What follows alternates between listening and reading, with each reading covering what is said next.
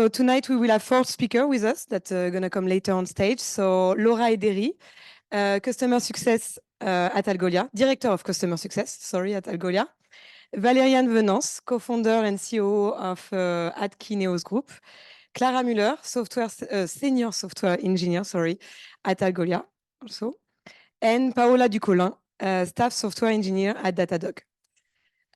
So with them, we are very lucky to have a diverse representation of different roles within tech company and engineering departments. And they are all bringing to the table different experiences. So from leadership to engineering and community building. So when we started to think about organizing this event, we wanted to have a place to shed light on some of the challenges that women are facing within the tech industry and engineering department. Also a place where we could share our experiences and ideas on how to build a safer place and foster solidarities. And last but not least, a place where we could highlight successful and inspiring women to serve as role model, because we find that we are a bit underrepresented sometimes. So now let's welcome on stage our speakers, panelists, Laura, Paola, Clara, and Valeriane, and our moderator, Elsa.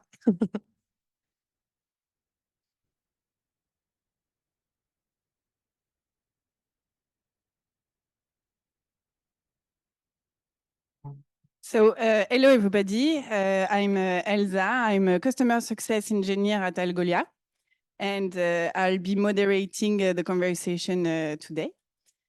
I have to say I'm very happy to see so many people in the audience for our first edition of Women in Tech. And I'm also very happy to see you all here. So Laura, Paola, Valeriane, and Clara, to start, maybe you can briefly introduce yourself and share with us your journey within the tech industry. Do you want to hear?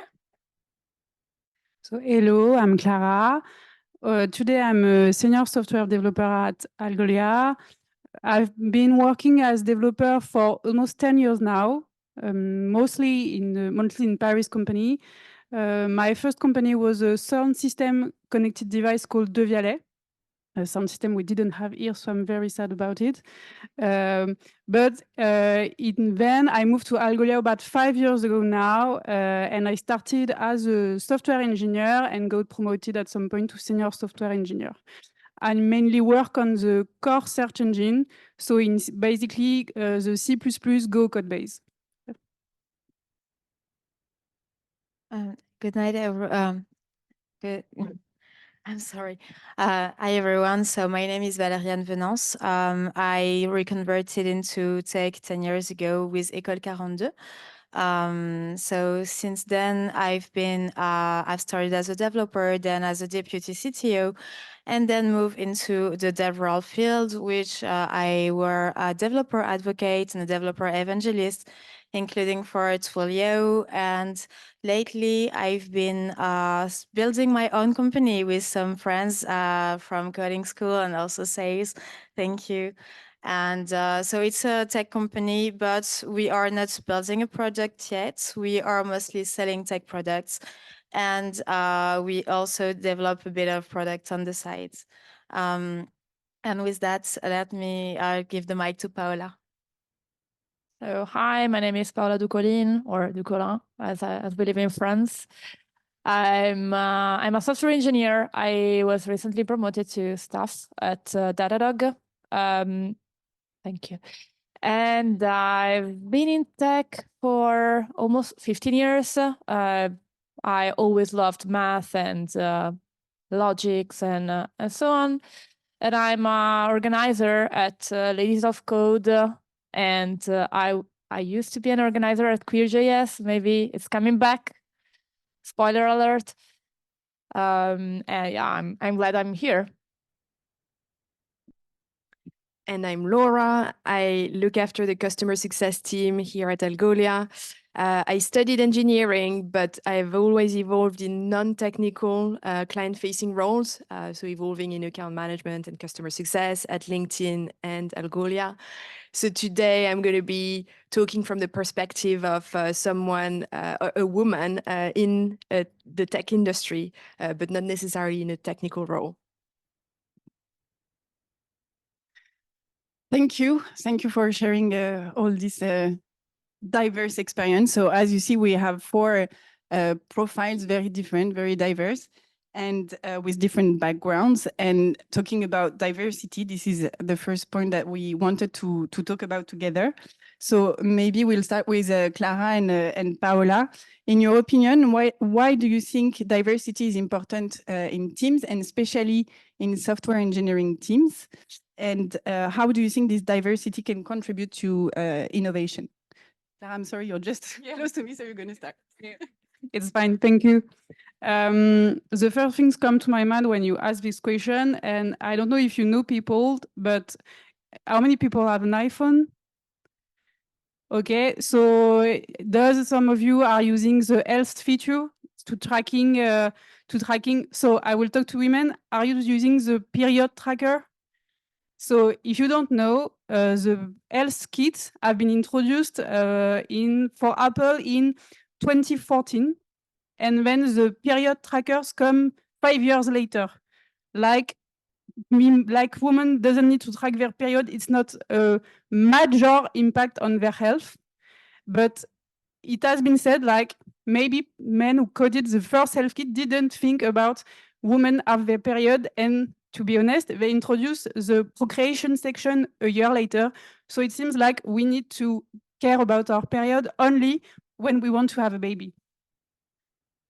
So to me, this is the very clear example that anyone can understand that if women don't participate, don't take action in lead decision, and they can't, people can forget major feature. And even from a business point of view, you are missing money, you are missing potential clients, you are missing potential audience because you don't think about them. You are just missing a point of view. And I'm thinking women, but I think other people can agree that it can happen to every other kind of minorities. But we are talking about women here. Paola, do you want to say something? It really depends on who do you want to sell your product to, and for who you want to build your project. If you want to build it for 50% of the world, then go ahead and have only 50% of the world in your as your employee and as your project developers. And at Algolia, we recently started to discuss AI topic because we would like to introduce an AI type of search. But I assume most of you are familiar with ChatGPT and all that kind of AI. Actually, these AI are biased because these AI are trained on a biased set of data. So when you are using these AI, you have to be careful because they might be biased as any of you. And even if nowadays we are people that are building this AI are most aware of the bias because they are trained on biased data, we need to be careful when using it. And you need to think, and that's why people need to bring women, bring minority in decision strategic meeting, decision position and C-level jobs, according to me. Thank you for sharing those insights and very interesting example. So, as you said, so here we see how important it is to involve women and minorities in teams in the tech industry in general. And that being said, Valeriane and Paola, you are two persons that are involved in community building. So Valeriane, you are a board member of the Chess, and Paola, part of the organization of Ladies of Code and QueerJS. Valeriane, why do you think it's important to have those kind of communities that are dedicated to women and minorities in tech? Thank you. So yeah, as I forget to say when I was introducing myself, I am a board member for the association Duchesse France, which is an association that has been founded primarily for the Java developer, for the women in the Java developer community. Today, I think 14 years ago, after it was created, the association is here to provide a space that is of helping each other, of feeling safe or feeling heard. So idea is that we have a Slack that is a non-mixed Slack, and we also where the women can like organize for events, for discussing all kind of matters that are maybe career related because they share similar questions and stuff like that. And we also provide support for women who want to be seen and heard, as I am doing right now on the stage. Because what we believe at Duchesse France is that representing women and helping them represent themselves is a great thing to do, in the sense of we need visibility in the first place. So this is one of the main reasons why Duchesse France was built. And I think that on top of this, as I previously mentioned, it also brings a safe space for these persons wanting to evolve or asking questions on themselves and wanted to be helped. So I really think it's important in that sense to provide this kind of communities. Yeah, and Ladies of Code is a similar and a friend association. We organize incredibly, we organize a monthly meetup. Say incredibly because every meetup is created because there are some women reaching out and offering them a speaker or asking to be speakers. We only have women or people represented themselves as women as speakers, and we have a non-mixity channel. I don't know how to say that in English. Where we have a safe place. So all of this is creating safe places for women to share their feelings or share their perception, their adventures in the tech world. And it's a great place to share and confront with others to understand what is normal and what is not, what is an aggression, and what is okay and what is not okay, what is a red flag. And it has been helping, and it has grown over the last years, and we have more and more women that wants to speak, which is great, because then we prepare them, we coach them to go to conferences and increase the rate of women also there. Yeah, about what you were saying on the fact of how to say the non-mixity space, what we've saw since our Slack is non-mixed is that it's super easy for women to ask question when you realize many other women had the same question before. When it comes to career, maybe they have been wondering how or why some things happened, and other girls could jump in and tell them why they had the same experience, what was their return, how it was for them. And we see many of those questions that are just like super wide among the, I'd say, women parts of the developer community, and they are not discussed publicly anywhere else. And it's like common knowledge, but it's not showing up really. So I think like providing this space for all this information to show up and also to be documented sometimes in the I would say like private documents. So I see many women organizing themselves around to like create bases of knowledge to use in this specific topic, like let's say career advancement, for instance. Thank you. And this is, so those communities, I was just thinking that they bring awareness to the people that come to your meetups or join your communities. And in that way, do you think it will reduce the difference or in the tech industry? Like, will it be more inclusive? Like, will the tech industry will be more inclusive thanks to those communities? Do we need more of those communities? Is it really important to have that to bring awareness? Yeah. How do you feel? So it will not solve the problem as itself, but it's one action that improves the situation. There are, well, different reasons. One, we create a place, a space where people feel they belong to. There was this funny thing. Well, when you work in tech, you probably, or how many of you work in tech? So how many of you have found themselves entering, I don't know, the lunchroom, and there are like tables full of men? Everybody, right? So we have this thing at Datadog. We have this thing where we senior women, it's not a lot of us, but it's like 10. We fill a table, and we meet every month to have lunch together. And so there was this guy that arrived and was, oh, wow, like I don't belong here. Yes, like this is the experience that we have every day for forever.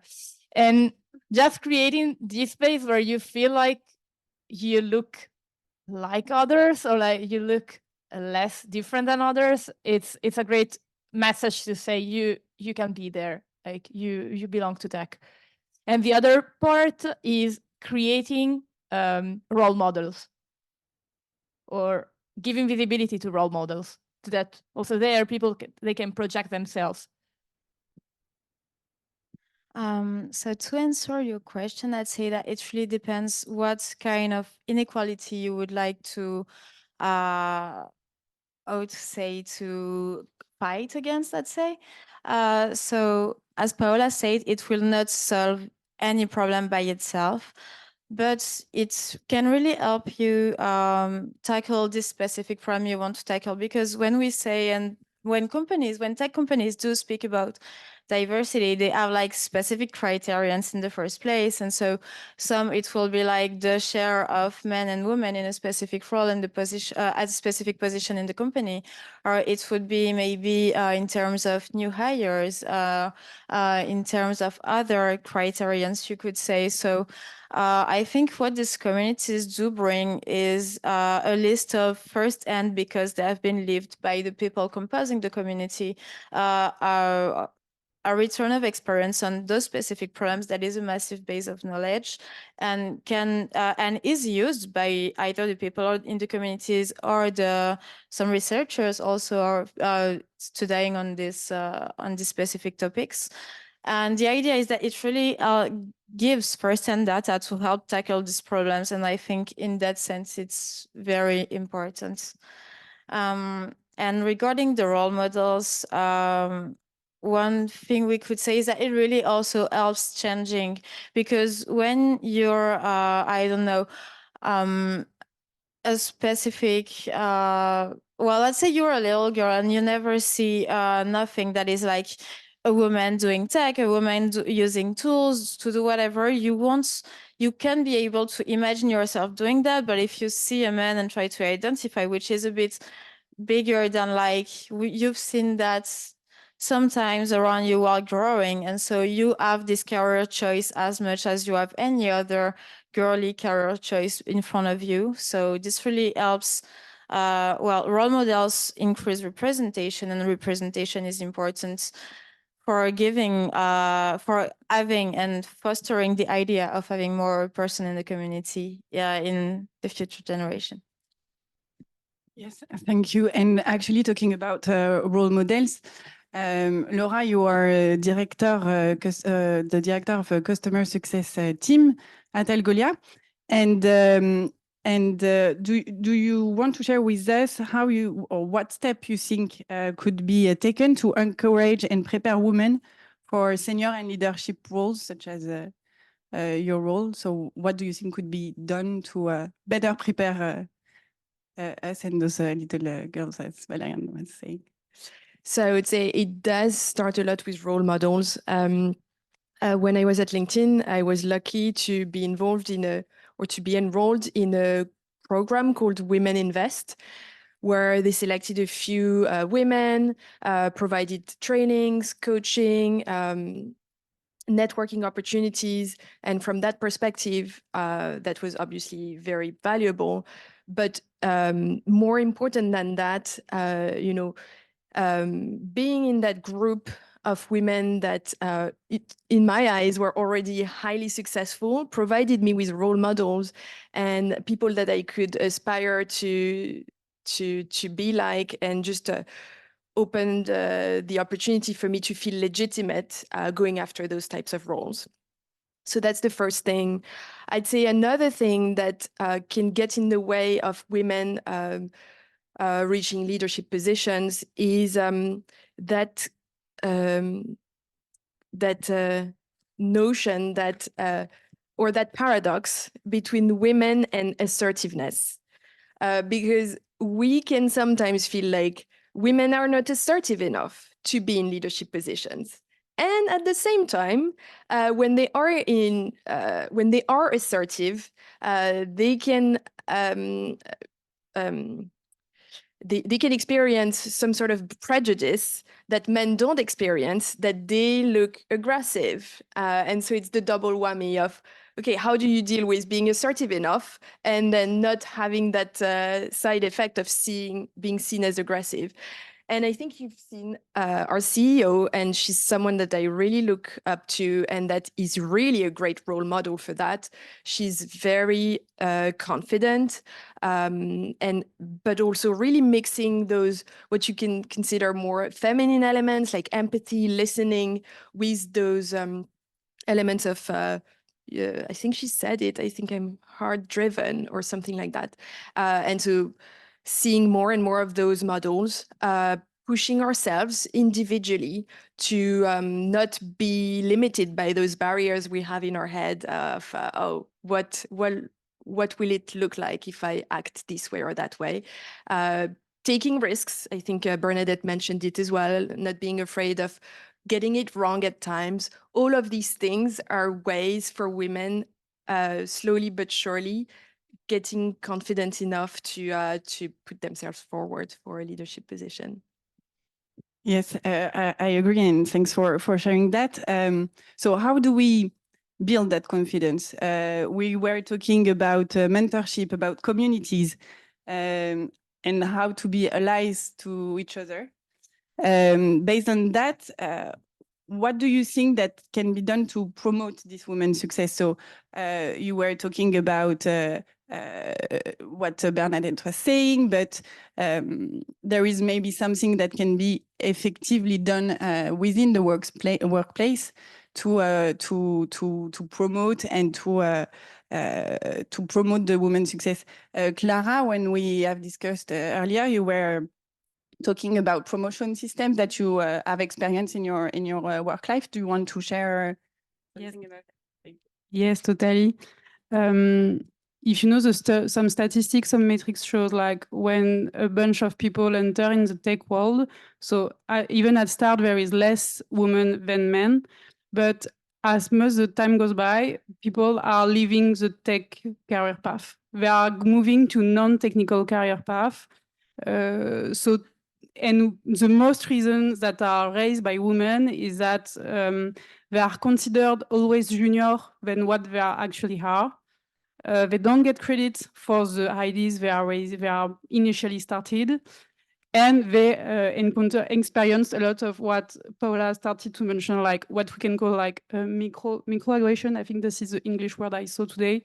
It's something that is like someone is telling something to you, you are feeling that it's not okay, it's not making you laugh, but you cannot say, okay, this is not okay, you do that, because the people in front of you can say, okay, I'm just joking, you didn't understand.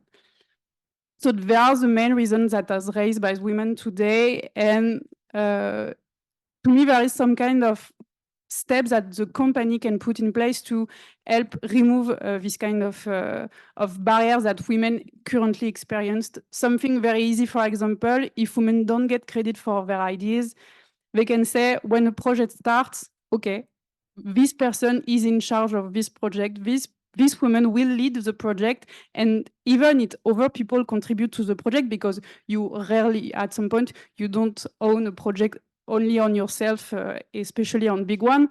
but you will get the credit of it because you led it. And the succeed, you will share with other people, but most of the credit will be attributed to you.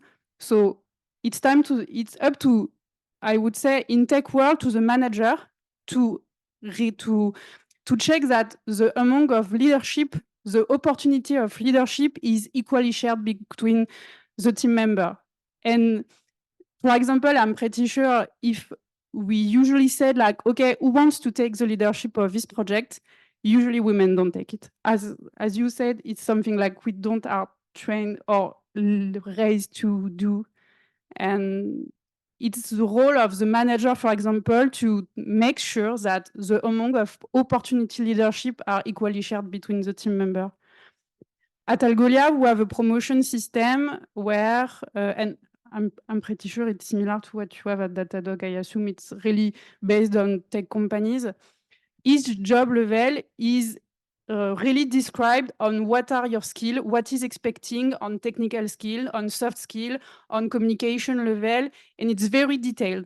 So you are able to directly check if you are actually performing or what is your current job level.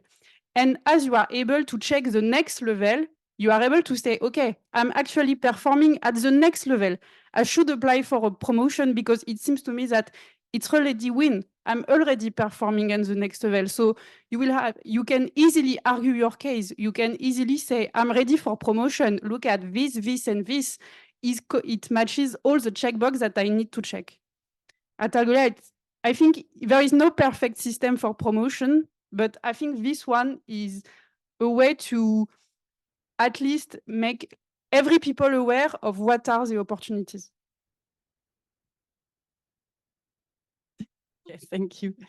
All right, so Valeriane, just as you are building your own company now, are you already thinking about those kind of promotion that you could in the near future put in place? Do you think there are some specific topic that you absolutely want to have in your company?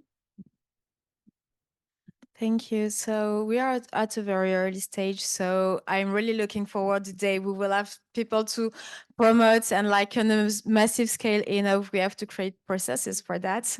Definitely, I'd love that, and we'll be there soon, I hope.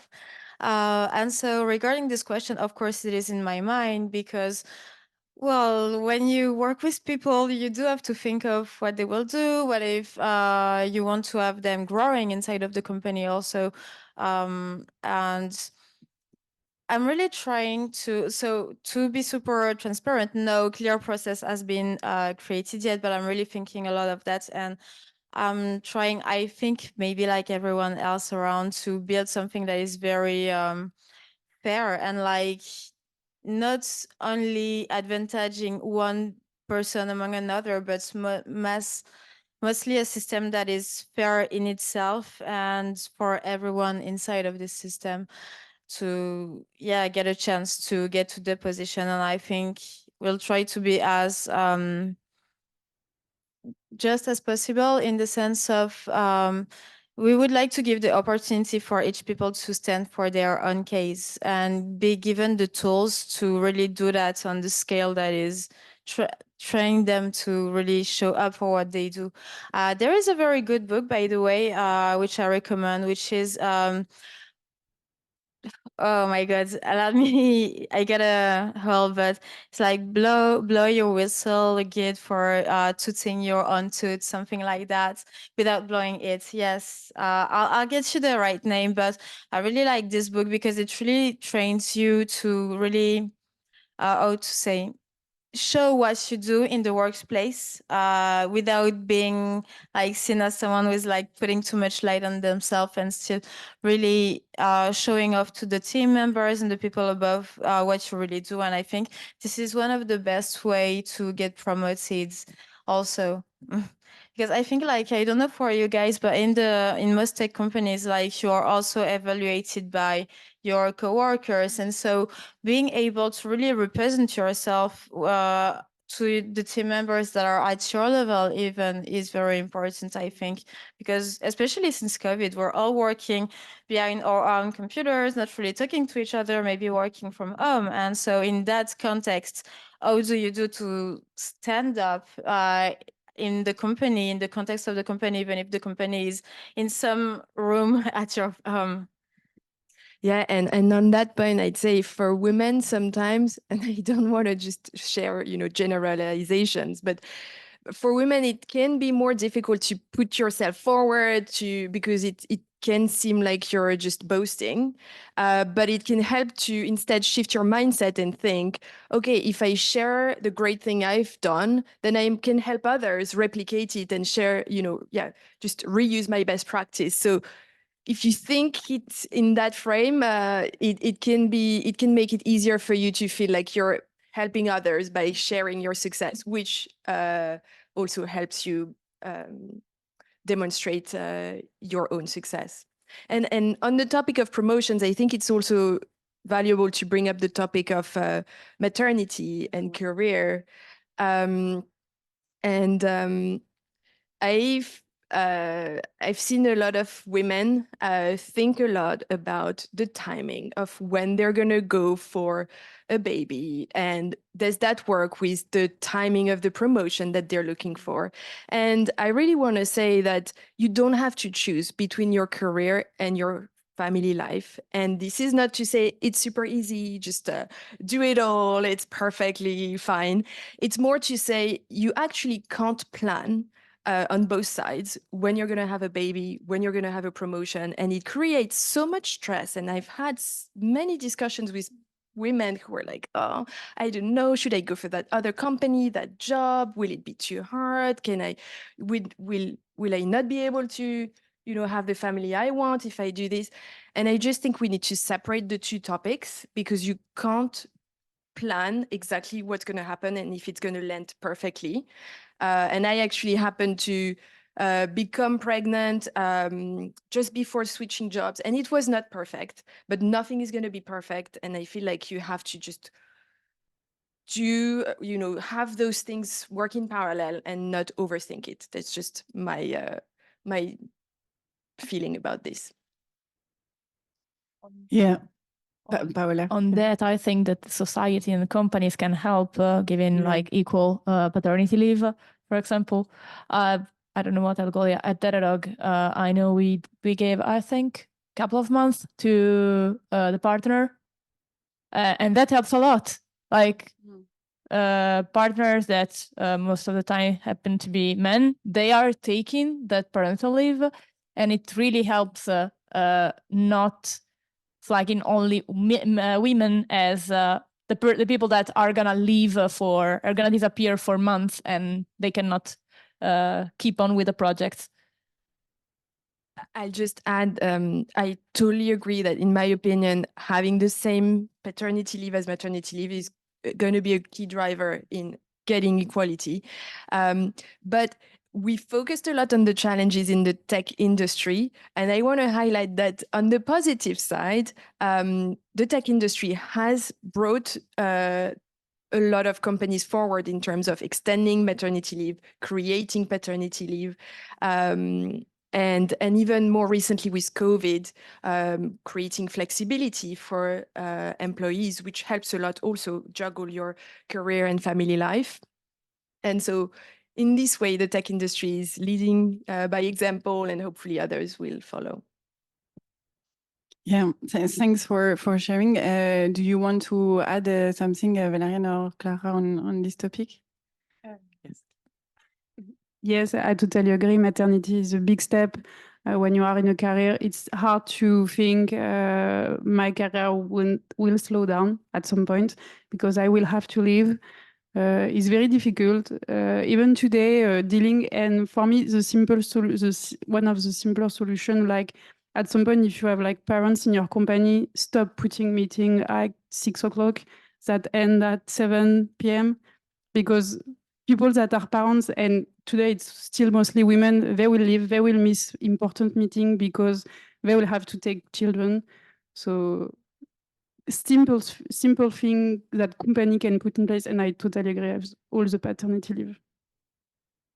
Yeah, and stuff like a creche, like company, kindergarten, or there is so many things that we still can do within the tech industry, but also within all the other industry. I mean, like this is this happens to a lot of like a big part of the population. So it's yes, I think we have a lot of I think that we can action to that to help everyone get a better or maintain a good balance between the professional and the personal life. So yes, thanks for sharing all this experience and thoughts about all these different topics. Valeriane, you wanted to say something. I just like a quick share on something I witnessed a few years ago. It was I can't remember her name, but she was the head of DevRel at Google, and so she was living in the US, and she came to France for an event, and she came with her son. And I would love to see. I mean, just like of course Google can do this kind of stuff, but I would love most company to allow people who are traveling when it's safe for a kid to be there to travel with their kids, either mother or father of the kid. That would be super awesome in the sense of even if you're traveling a lot and you're the father of the child, you also have the opportunity to spend a bit of time with your kid while still being able to work and also participating in the family. And I think this is super awesome. And also as well for the women, this is just great to have this kind of stuff. And so I really think that in the sense of how it is to arrive to equality regarding being a parent in a company, that really is about giving the same rights to men and women in that sense, because it will even everything that way. It's not just like one unfair advantage in the side or two, well, you get me. Yes, thank you. I was checking my notes to see if there is another question that I had, but if you have anything that you want to add on those topics, so we've talked about inclusion, diversity, role models, and I think you are, like the four of you, we are very lucky to have you because you are very, like you are four models to me. You are four women, very strong, like with a great experience within the tech industry. And I'm very happy to have you for our first edition here. And that being said, if you have anything that you want to add on this topic, please feel free. Then we'll start the Q&A session. If I may, yes, there's one other thought I have around inclusion, which is that so inclusion is really about making people feel like they belong and they can be their own selves. And sometimes it goes through very subtle things that we do as a company, or as a company, that encourages people to be their true selves. And to give you a few examples, some people are introverts and they'll be they'll find it harder to speak, contribute, share their voice. And it's the culture of the company that needs to encourage everyone, and especially managers, to encourage their teams to participate, regardless of whether they're the first to speak all the time or they're the last to speak. It's also about making sure that, as you said, Clara, everyone is able to participate in all the important things happening in the company, and that doesn't stop at the work stuff. It also impacts the casual stuff and the team building. If all of your team buildings are in the evening, it's also going to be harder for parents to join. If you organize a cocktail making class and you've got a pregnant woman, it's going to be hard for her. And it's all those subtle things that we all need to think about as much as possible, so that everyone feels like they belong and everyone can contribute. Yeah. Thanks a lot. Thanks to the four of you. We can start with the questions. If anyone has a question, feel free to raise your hand and the mic will come to you. Yeah. Thank you very much for all your interventions. It's incredible to have all this knowledge and caring advice. I really like to know if you have a list of criteria of good signs when you are looking for a company and a team. And how do you discover it in a recruitment process? Because you don't know it. I think you don't know it. At least you ask the team to work with the team. It's someone told me, ask to work with the team for a week or something like that. But how do you identify this good place? And the opposite too. How do you identify your list of criteria of the bad places? Sorry, it's hard to say, but there are bad places or places not for us. I'll start with an easy tip on that. If you see a diverse panel of interviewers, that's typically a good sign. It means that diversity is already happening at the company. And if you see that the culture is strong, that typically when that's the case, there's a bunch of interviews specifically focused on cultural fit. That's typically a good sign of a company caring about the culture and making sure we hire people who fit with that culture. By the way, I'll share one thing around cultural interviews, which I think we need to be mindful of as companies. It can sometimes lead to a trap where people in those interviews look for people who are like themselves, and that actually doesn't help creating diversity. And for that, it's about making sure that those people interviewing for cultural fit are not looking for clones of people who are already in the team, but just people who fit with the values and the culture of the company.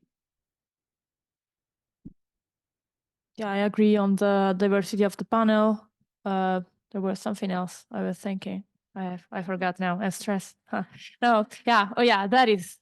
So look for an interview panel where people take care of making sure you're safe. You feel safe. You feel comfortable, and don't stress you off. I had interviews where I stress, but it was like the interviewer really didn't care about how I felt, and that is something that like always make sure you're put in a place where you're comfortable and you're not under the impression they are testing you. Like they are testing you, but yeah, I don't know if I communicated well.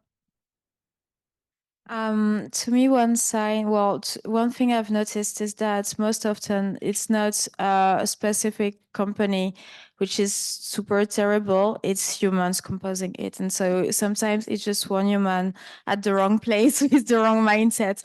And it's going to be like terrible for everyone that is related to that person.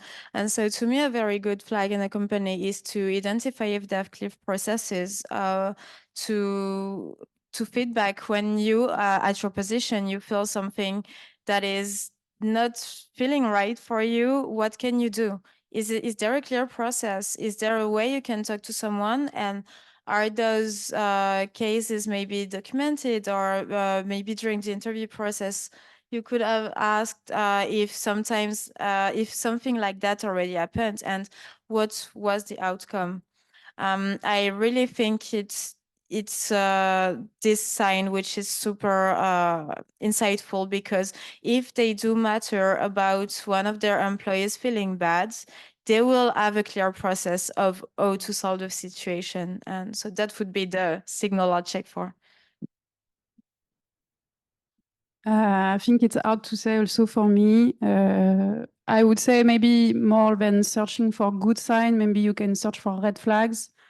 On an interview I did, I was negotiating the salary. It was the second meeting. I was negotiating the salary, and to prove me that there was another girl in the company, he made another girl may show up in the interview, because it seems like to this person it was important to show me that there was another girl in the team. Currently, I was just trying to negotiate salary. I didn't care at all about other girl in the team. but maybe checking red flags. I agree with what you say. I think it's important. Use your probation period. During the interview, you are evaluating the company as equal as they are evaluating you. Ask questions about the process. Ask questions about how the team is handled, how the projects are tackled within the team. It doesn't have to be too much detail. It's okay. I agree that if you have the wrong person at the wrong position, it will be a nightmare even if the company is good. And use your probation period. It's dedicated. Ask if they have like a diversity and inclusion team, or if they have projects, and if they reply, "What is that?" and go to the next. Yes, thank you. And yes, I agree also maybe to be able to ask and ask your questions and feel good about it. And this is also something that is important. So if you feel like you can't speak up, then maybe that's a red flag. Yes. Hello. I recently graduated. I'm just starting out in tech. Welcome. And I'm kind of in that position where I'm like, oh, is this going to be like this my whole life?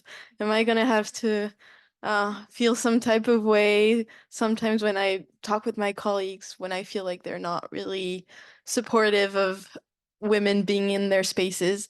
And I was just wondering, as women who have a little bit more experience than me, what advice would you give someone like me who's just starting out, or what do you wish you would have known sooner? Do you want to answer? Yes. Keep opportunities open. It doesn't mean you have to leave the company if you don't feel comfortable with it as soon as you started. Keep applying for job offer. Keep evaluating your possibilities. Because personally, I will never feel comfortable by leaving a company unless I'm pretty sure I have another option just ready for the next step. But keep evaluating your possibilities. The career path is not fixed. I'm pretty sure you were an engineer at first, and I did 42 also. Over in the audience, I did 42. You have a bunch of possibilities. Negotiate your salary. Ask for promotion. And yeah, change company. Join a community. Do shares, release of code. There are others. And there you can share what happens to you and understand if it's a red flag or not. Because yeah, if you're new, but yeah, there are companies that work fine. Yeah, it's not. And I'll reiterate something Bernadette said, which is, be open to opportunities. Don't stress out about not having a very fixed path for the next 10 years.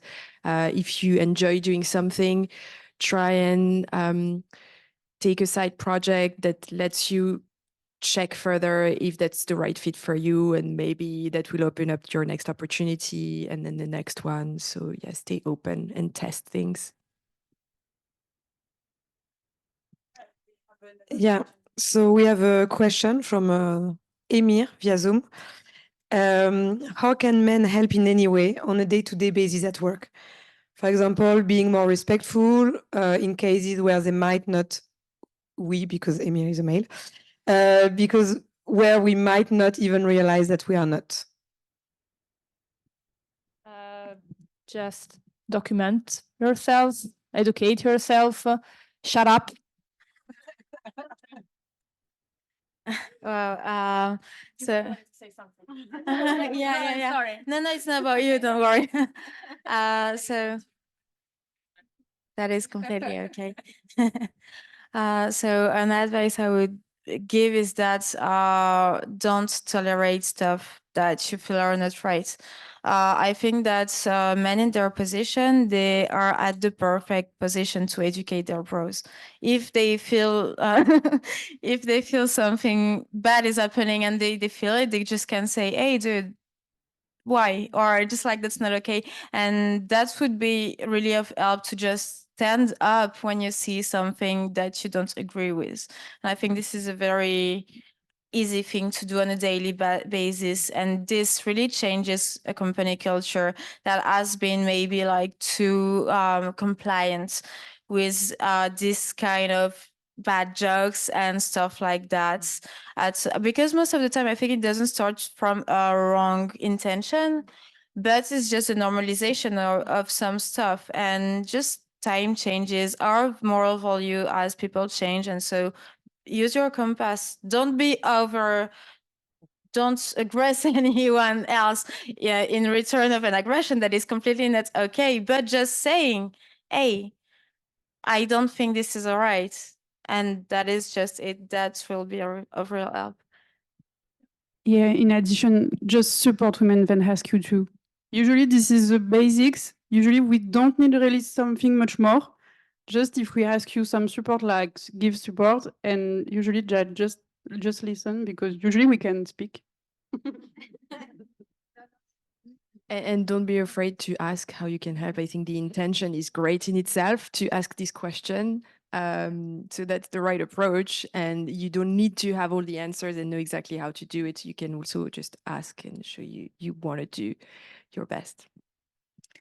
And I was thinking about an example. We talked with some friends earlier. So small vocabulary things, like, when you enter in a meeting and we say, hi, guys, or, like maybe use some words like, hi, team, like those kind of things that are more inclusive, maybe also is not only to men, like to all of us. I think myself, I sometimes say, hi, guys, when I should say, hi, team. So there was another question there.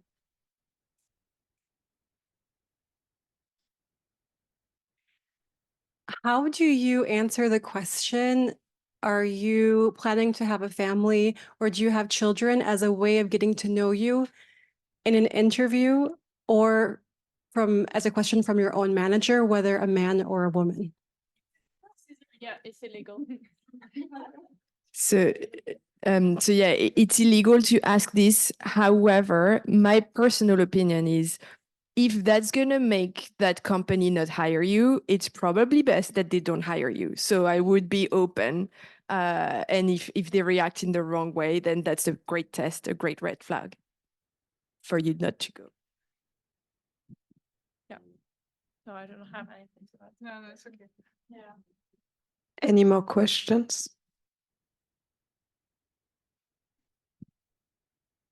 Hello, I'm Laure. I work in the legal team at Algolia. I had a question for a panelist. How would you say about the importance of having a mentor early in your career, woman or man, but someone who truly believes in you, in your potential, maybe someone for whom you interned early in your career, and to sort of rely on them to either provide you advice from the outside or to support your promotion as your direct manager?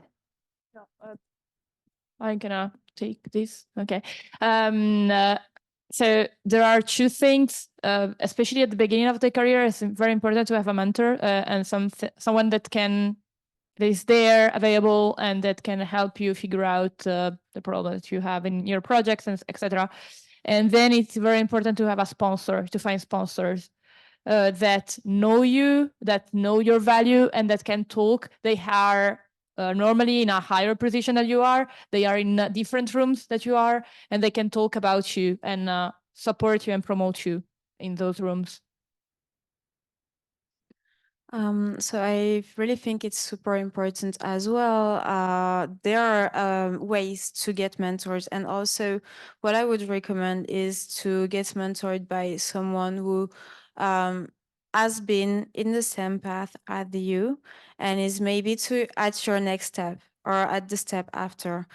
This will really help you. So to answer your question, man or woman, it doesn't really matter as long as they understand who you are, how you do work, regarding how you work, and they will be able to support you in the manner that is the most appropriate to you in the past they have been at before. And so, yes, very important. And a couple of additional tips. When you look for a mentor, typically it's great if that mentor is outside of your direct area so that you can speak very openly about what's on your mind. Maybe it's about a promotion or even thinking about leaving the team and doing something else. But at the same time, and maybe you can try and have two mentors, it can be helpful to be strategic about who your mentor is. And to your point, Paola, having a mentor that can become a sponsor, because they're your mentor, they're going to be invested in your success. So if you choose that mentor in that leadership position that can influence the next role that you're looking for, then it can tackle both things at the same time.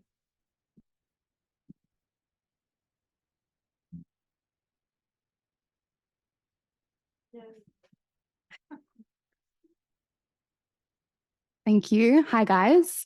I have kind of a story and a question. Oh, hi, everyone. Apologies. At my old work, I remember we had kind of a survey on diversity and inclusion, and it found that people at my work didn't consider the company to be very diverse. And I remember the CEO, who was a man, like looking at the results, they presented it in a company meeting. You know, the company thinks that it's not diverse. And basically he said, you know, we got this feedback and, you know, diversity is so important. I totally agree. But as a company, we're already at 35% women, which is much higher than the industry standard. So really, we're already doing very well. And then basically nothing happened. And I also had a mentor of mine who was a man that I still really trust and respect. But he said to me, you know, you're going to do really well in your career. You're going to go really far, provided that you don't have children. Wow. Yeah. So I guess my question is, like, we all know that diversity and inclusion in tech is a problem, but how much of it is a women's problem that we can fix by having groups and having panel discussions and being good allies to each other? And how much of it is a problem that is a men's issue that needs to be resolved by men, and what should our expectations be of the male leaders that we have to deal with?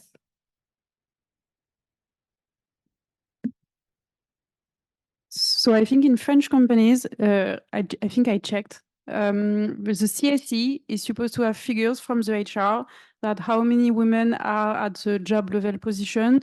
So for example, in tech, it would be how many percentage of female engineers are staff, how many male staff engineer percentage. Sorry, I'm mixing words. And you think, because if at some point you have a bunch of ladies who does code, but they are all juniors and all the C-level and all the staff are men, it doesn't count, I agree.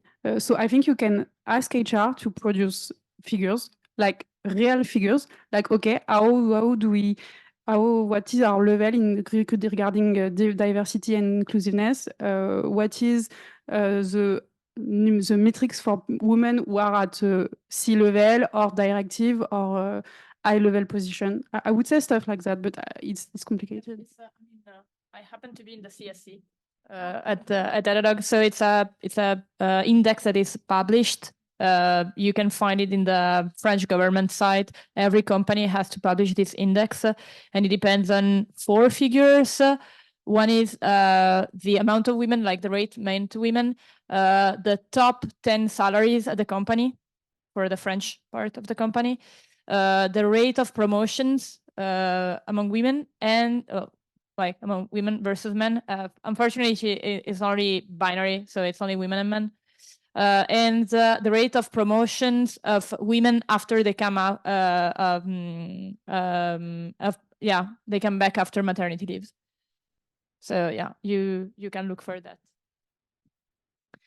And I know positive discrimination is very controversial, and this is not what companies should aim for. I personally don't like the idea of having a quota and then, for example, women who get to leadership positions feeling that they have that imposter syndrome of, I'm going to be seen as being here because I'm ticking that quota box. So that's definitely not the goal.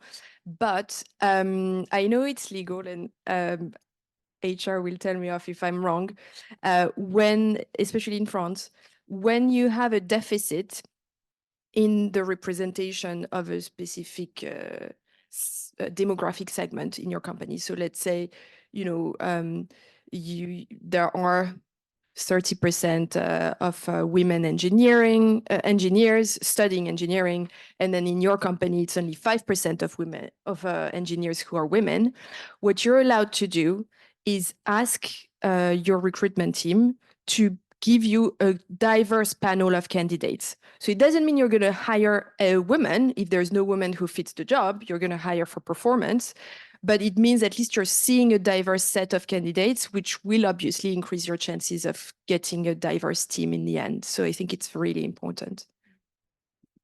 Even I don't agree 100%, because I think that men, if they are hired and they are in a position, isn't that because they are men? And they were built, if you want, they lived and they grew in a structure that prioritized men versus women. So you are for positive discrimination? I think that quotas work. I don't think that I really hate when people say we want to hire the best. This is like the worst thing that you can say. It means that 50% of the world are worse than the other 50. No, that's not possible. It's just you need to change the way you look for people. And women are less visible. There are less women today in the university. But just reminder that tech the informatics was created by women, and then they disappeared in the 90s. So that's not something that is just naturally a man thing.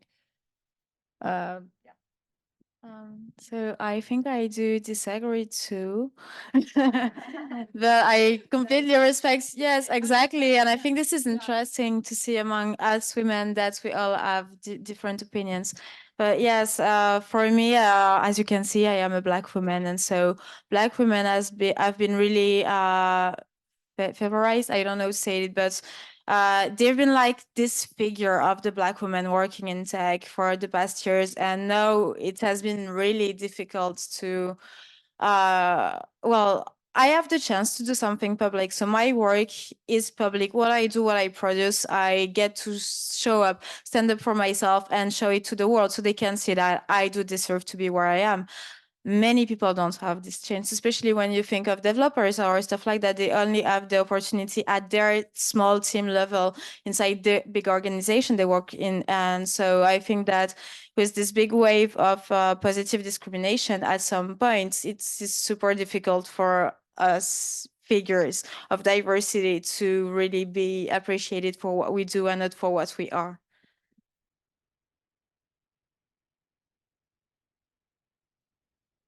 Yeah. I was about to ask a question about mentorship. I'm changing my question. So I'm actually right now a mid-level engineer, and the next step would be like trying to reach senior or staff, whatever. So what I noticed is that we've got a lot of female engineers like junior, mid-level, but we start to struggle to get into senior, or like we take more time to get into senior positions compared to men. Like what kind of advice do you have for like, junior or mid-level female engineers to get into that position? You want to? Because I struggle a lot getting to the senior, just being recognized as a senior, not getting to the senior level. So don't hesitate to ask for feedback, ask for a career plan, get really ask for practical and actionable feedback.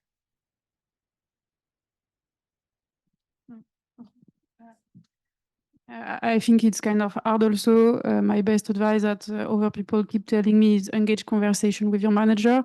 I don't know how the promotion cycle are working in your company. At Algolia, we have clear promotion cycles that happens twice a year. So say your manager you want to get promoted. And if you miss the first shot, you will get the second one. Engage your conversation. But it's hard, I totally agree. Don't hesitate to ask. Yeah, just speak up and ask and say that you want a promotion. And I agree with you, Paola. The career track also is important because it helps you to see where you are and what you're missing to get to the next level.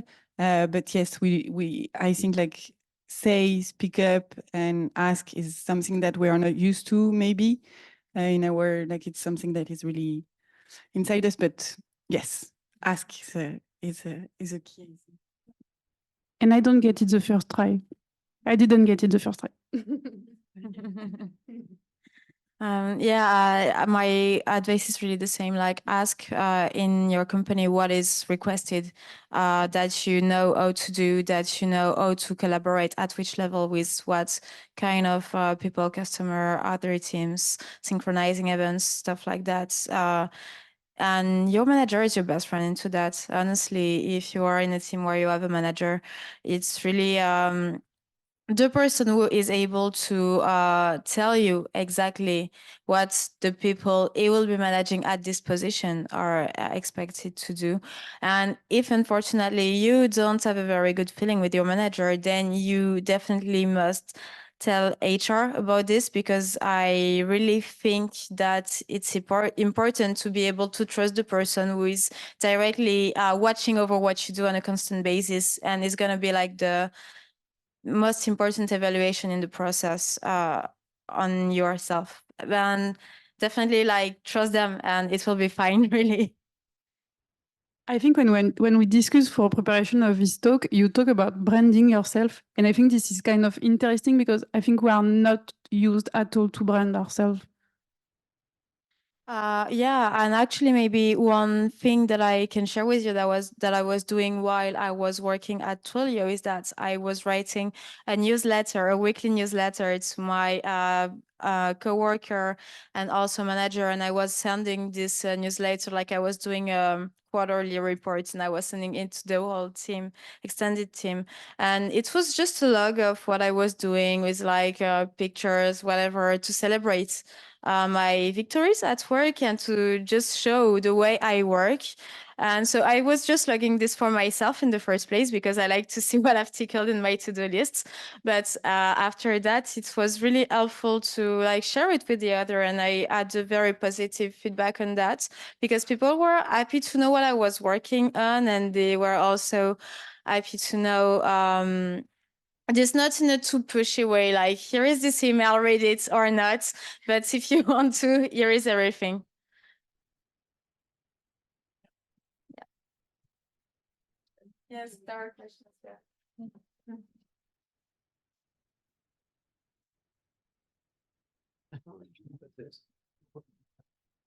I'm glad the last question was regarding the promotion process, because I wanted to bounce back on what you said, Clara, regarding the fact that at Algolia we have a clear promotion process with list of stuff that we should check. I know there were many studies regarding job offers which tend to show that on average women will want to check 100% of the requirements, whereas men will apply when they only check 60% of them.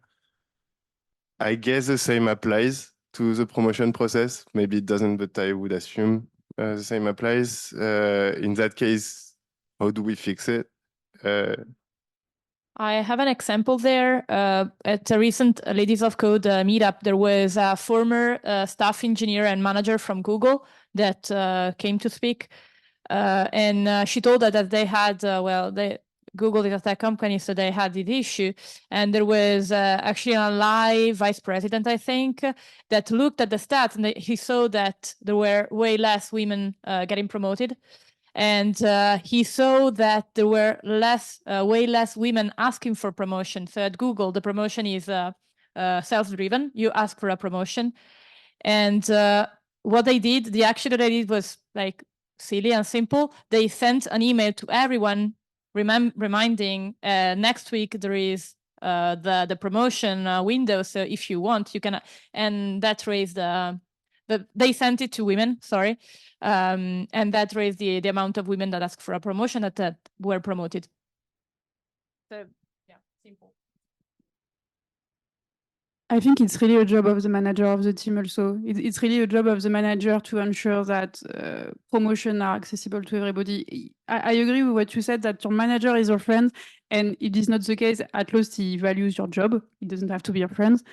But I think managing is really about like making people evolve, involve in their career. If your manager is not able to make you evolve in your career, this is the issue to me.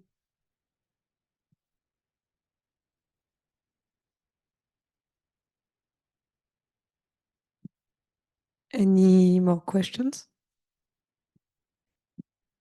So we talked a lot about mentorship and sponsorship, but how do you create a culture where senior management is willing to mentor people? Because I think there's potentially more people wanting to be mentored. That sometimes, especially as you get higher in the hierarchy, sometimes you're really busy and taking the time to actually mentor people.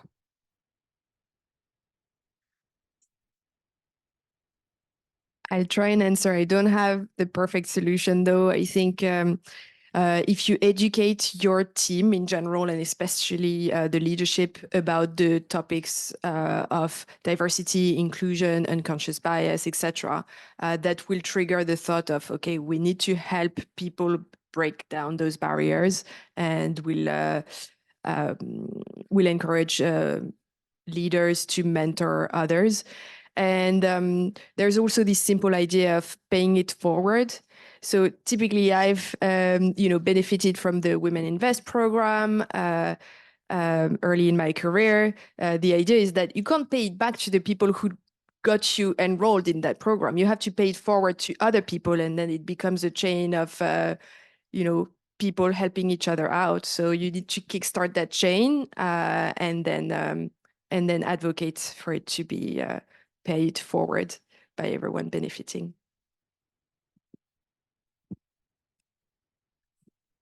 I used to work at a company where, as employees, we all had an amount of hours, 16, if I remember good, that we could allow for charity work.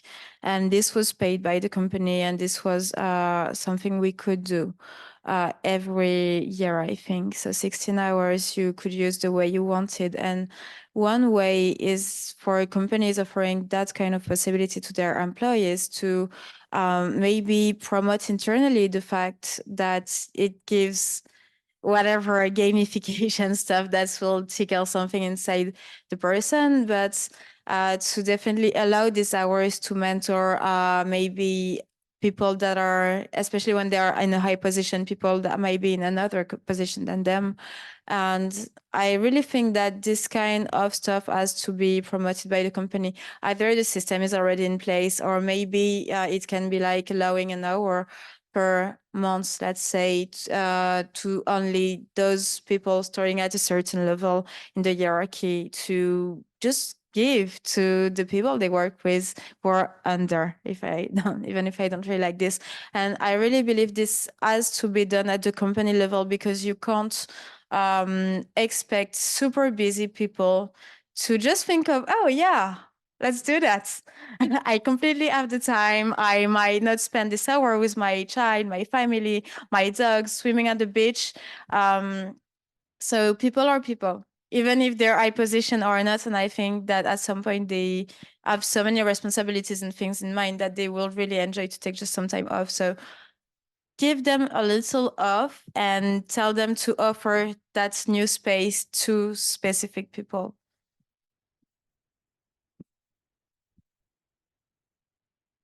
Any question? No? Thank you. So thank you everyone for joining us tonight. Thank you, Paola, Laura, Clara, and Valeriane, to be this great panel for our first edition. And I think if there is no more question, no? Okay, then we can start talking to each other and maybe talk about what we have discussed tonight. Thank you everyone.